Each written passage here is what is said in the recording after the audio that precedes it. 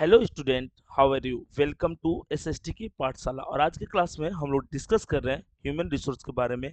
इसके part one को discuss कर चुके हैं, जिसमें ह्यूमन रिसोर्स, उसके इम्पोर्टेंस और कैसे ह्यूमन रिसोर्स को डेवलप कर सकते हैं, कौन कौन से फीचर्स होते हैं, ये सारा हम लोग डिस्कस किए हुए। अभी आज के क्लास में जो पार्ट टू है, उसमें हम लोग डिस्कस करेंगे अलग अलग कंट्रीज के जो पॉपुलेशन पिरामिड है वो क्या है, ये बर्थ रेट क्या होता है, डेथ रेट क्या होता है, एक्चुअल पॉपुलेशन ग्रोथ कब होता है, इसके बारे में डिटेल हम लोग देखेंगे। तो चलिए बिना किसी देरी के स्टार्ट करते हैं और खत्म करते हैं इस टॉपिक को जल्द से।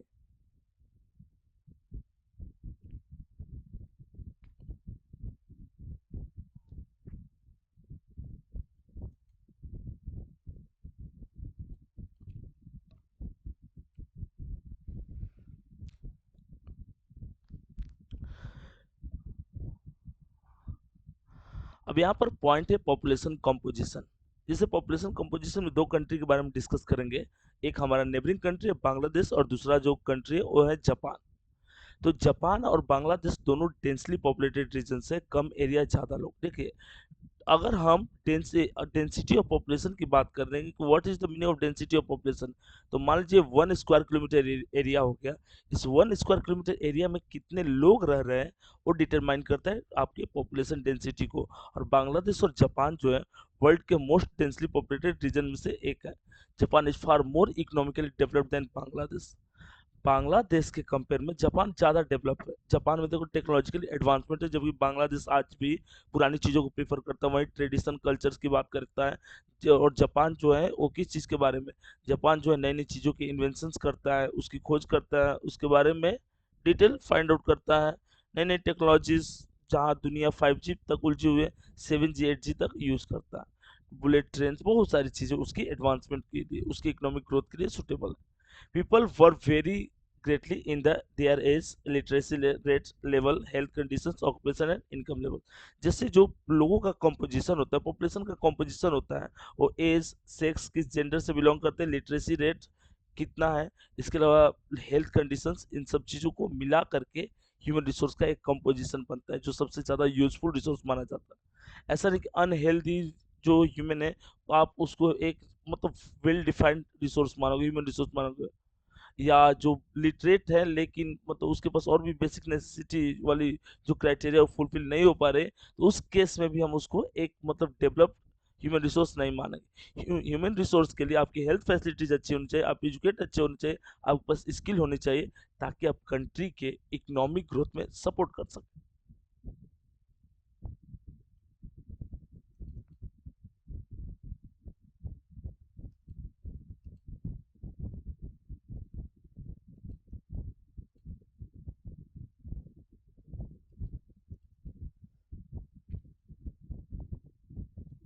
अब यहाँ पर क्या टर्म है, an interesting way to study the population composition of country by the looking the population pyramid are called the age sex pyramid. अगर किसी कंट्री के पॉपुलेशन कंपोजिशन को देखना है तो उसके लिए हम लोग पिरामिड, जो जिसको हम एज सेक्स पिरामिड बोलते हैं या पॉपुलेशन पिरामिड बोलते हैं।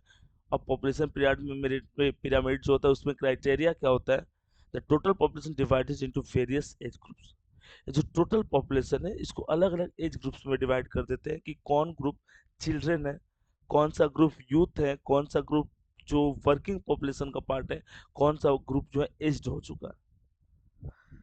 अब यहाँ पर है कि the total population divided into various age groups 5 to 9, 10 to 14, और इसके अलावा और भी है आपका 16 to 59, और उसके बाद फिर O plus 59 plus. The percentage of total population सब divided into males, females and each of those groups.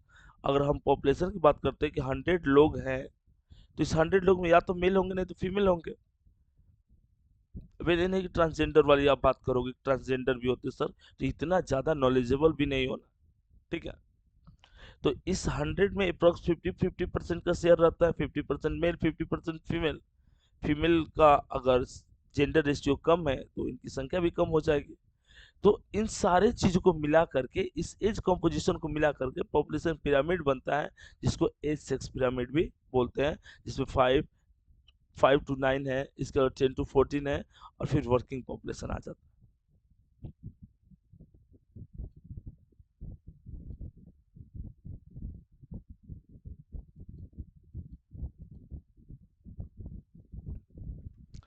जैसे देखिए, आपको एक छोटा सा वीडियो यहाँ पर दिखाया गया है और उस वीडियो में देखेंगे कैसे कौन सा कंट्री जो है किसको डिफीट करके आगे बढ़ा। ठीक है, पॉपुलेशन के मामले में आप देखिएगा 1955 से लेकर के 2025 तक का डिटेल है इसमें। आप देख रहे हैं कि सबसे पहले चाइना है यहाँ पर, और उसके बाद इंडिया है, तेजी से आगे बढ़ रहा है। थर्ड पोजीशन पे यूएसए है, और फोर्थ पे इंडोनेशिया है, फिफ्थ पे ब्राजील है। ठीक है, फिर पाकिस्तान, नाइजीरिया, बांग्लादेश। अब फिर देखिए, पाकिस्तान आगे, फिर ब्राजील पीछे, फिर ब्राजील आगे, पाकिस्तान पीछे। ठीक है, 2025 तक पाकिस्तान जो है दुनिया का फिफ्थ मतलब लार्जेस्ट पॉपुलस कंट्री हो जाएगा, ब्राजील को पीछे छोड़ देगा। ठीक है, तो इस तरह से कंट्रीज जो वर्ल्ड के टॉप मोस्ट 10 कंट्रीज है उसका पॉपुलेशन ग्रोथ की कैसे ये आगे कंट्री जो है इसका पॉपुलेशन ग्रोथ हुआ, और कौन कौन से क्राइटेरिया जो है इसके पॉपुलेशन ग्रोथ में सुटेबल रहे।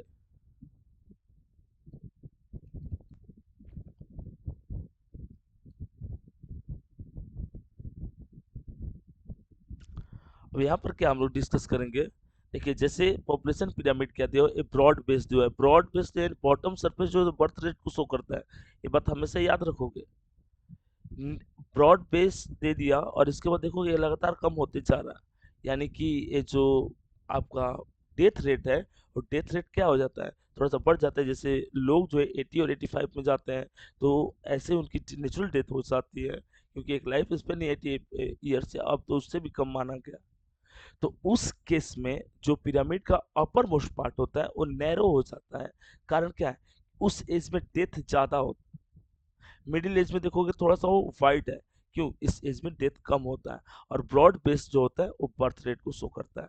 और India is a world most populous country, India जो दुनिया का सबसे पॉपुलस कंट्री है। वेट वन सेकंड पाल।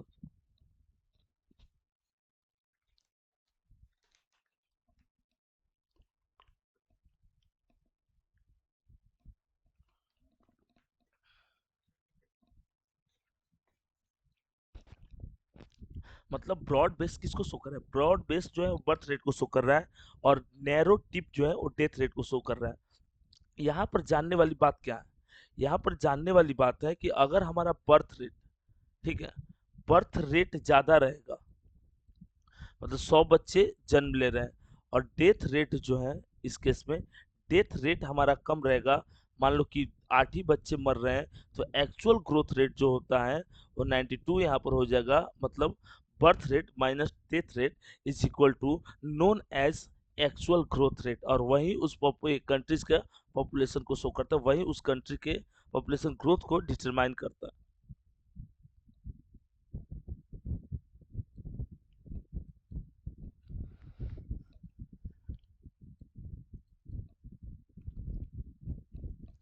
इसमें the shape of population pyramid tells the story of the people living in that particular country.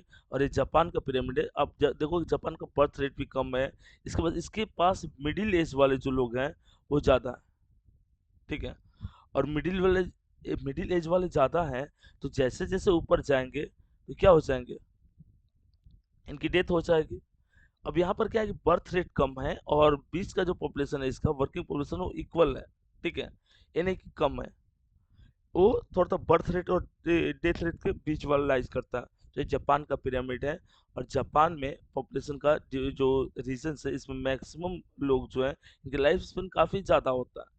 और जापान का जो मैक्सिमम पॉपुलेशन है 30 to 55 ईयर्स के बीच में नियर अबाउट लाइज करता है।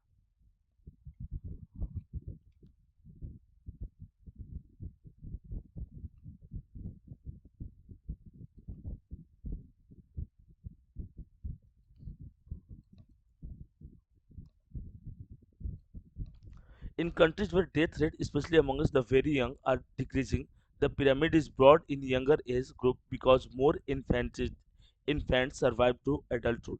अभी इंडिया का पिरामिड आप देखो, इंडिया का बर्थ रेट काफ़ी ज़्यादा है, और डेथ रेट जो होता है आगे चल करके कम होते जा रहा है, कम होते जा रहा है, कम होते जा रहा है। तो जिसका बर्थ रेट ज़्यादा रहेगा, मतलब जिस कंट्री का बर्थ रेट ज़्यादा रहेगा, और उसके साथ साथ इसके पास जो बर्थ रेट है उसमें बच्चे सर्वाइव भी कर रहे हैं, उसका पॉपुलेशन ग्रोथ सबसे ज़्यादा। देखिए, बर्थ रेट भी ज़्यादा है, डेथ रेट कम है, और birth rate minus death rate कर देंगे तो एक्चुअल ग्रोथ रेट आता है उस कंट्री का। प्रीवियस पेज में भी हम लोग डिस्कस किया। This can be seen in the pyramid for India. और अभी जो आपको डायग्राम दिख रहा है इंडिया का पिरामिड है। Such population contain a relatively large number of young people, which means a strong and working expanding labor force। और large number में young people रहेंगे तो आपके पास एक आपके पास क्या रहेगा, एक स्ट्रॉन्ग उस पॉइंट में उस पॉइंट में एक स्ट्रॉन्ग आपका पोजीशन रहेगा कि जिसमें बर्थ रेट ज़्यादा है और डेथ रेट कम है, तो एक्चुअल जो ग्रोथ रेट हो जाएगा वो ज़्यादा हो जाता है। ठीक है।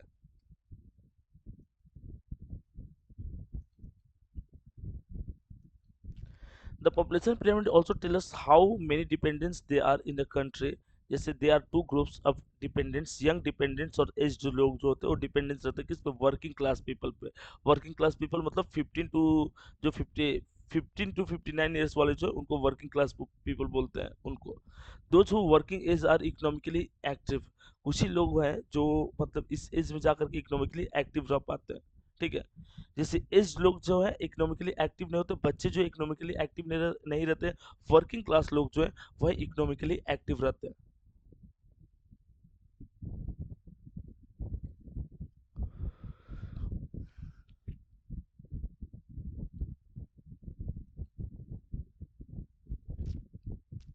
The population pyramid of country in which the birth rate and death rate are high is. अब यहाँ पर देखिए बर्थ रेट भी ज़्यादा है। जैसे 100 बच्चे, अगर 100 बच्चे जन्म लिए और उसमें से 80 की डेथ हो गई तो यहाँ पर कितना बच्चा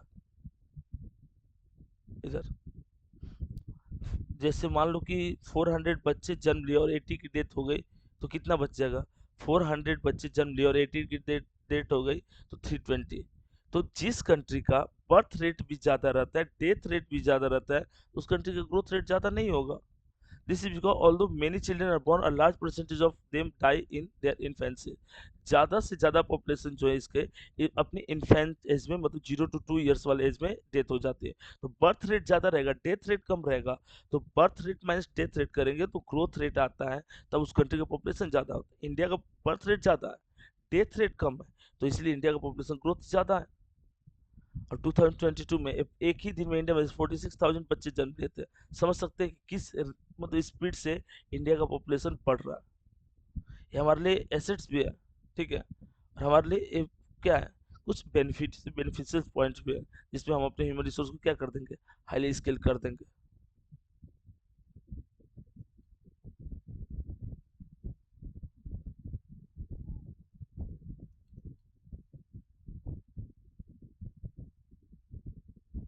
इधर Japan low birth rate makes the pyramid narrow at base, decreases death rate, allow number of people to reach old age।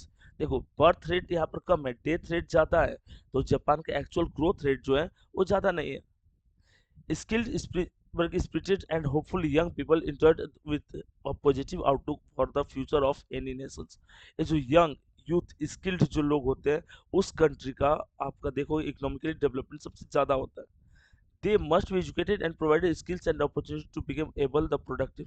Skill और अपॉर्चुनिटी प्रोवाइड करते हैं ताकि चीज़ें जो है वो अपलिफ्ट हो सके, चीज़ें जो है वो क्या कर सके, बढ़ सके। ठीक है। लेकिन किस वे में, रिसोर्स के सेंस में, ह्यूमन रिसोर्स के सेंस में।